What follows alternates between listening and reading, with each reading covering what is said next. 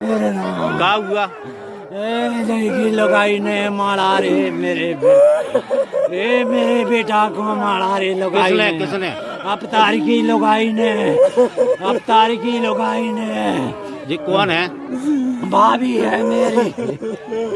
ओ इसकी लगाई ने का दुश्मन आई। आपका कौन था ये? आपका कौन था? भाई था और भाभी। ये 6 साल की लड़ाई चल रही। मासूम की निर्मम हत्या, 12 वर्षीय बालक की प्राइवेट पार्ट काटकर एवं गला रेतकर हत्या, भूसे में दबाया गया 100 बरामद। झांसी जिले के बबीना थाना क्षेत्र के ग्राम पंचायत पुरा में उस समय सनसनी फैल गई जब एक गांव के ही साहिल यादव उम्र 12 वर्ष पुत्र रंजीत यादव का शव खेत में बने कमरे में भूसे के नीचे दबा हुआ बरामद हुआ है। मृतक बच्चे का गला रेतकर और प्राइवेट पार्ट काटकर बेरहमी से हत्या की गई थी। जानकारी के अनुसार रंजीत यादव का एक ही पुत्र है और एक पुत्री है। साहिल के शाम से लापता होने पर परिजन उसे तलाश रहे थे। दरवाजा बाहर से बंद था। जब उसे खोलकर देखा तो अंदर बालक का शव मिला। बताया जा रहा है कि अज्ञात हत्यारा वारदात को अंजाम देने के बाद कमरे को बाहर से ताला लगाकर फरार हो गया। घटना की सूचना मिलते ही बबीना थाना पुलिस एवं एसएसपी झांसी मौके पर पहुंची। वहीं मृतक के परिजनों का रो कर बुरा हाल है और मृतक के पिता ने अपने ही परिवार की महिला पर हत्या का आरोप लगाया है। भैया क्या नाम है आपका? सुंदर सिंह। कौन खत्म हो गए? भतीजा लगता हमारा परिवार का है। कितने साल का था, क्या था? 12 साल का था। कब घर से निकला ये?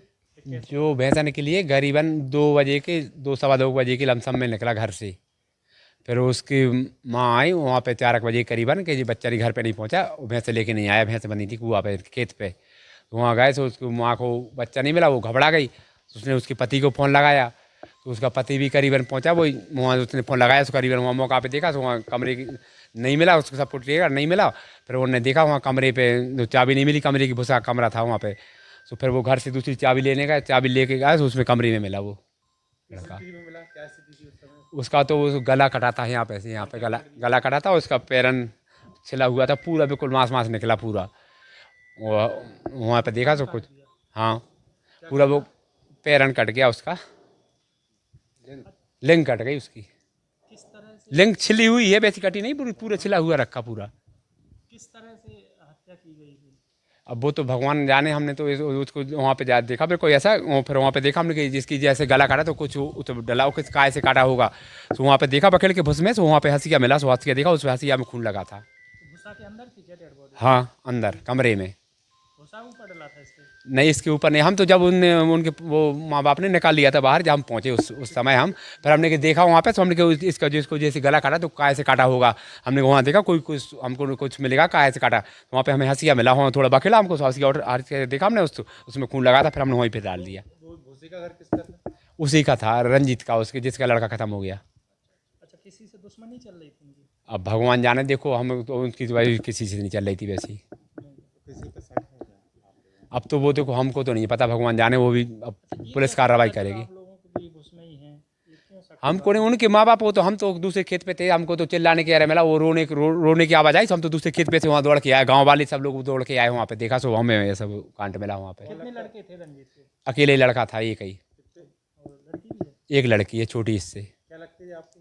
हमारा भतीजा लगता है वो रंजीत, हमारा वो चाचा में भाई का लड़का है। सर आज बबीना थाना क्षेत्र में पूरा गांव में एक हादसा हुआ है, सर क्या प्रकरण है?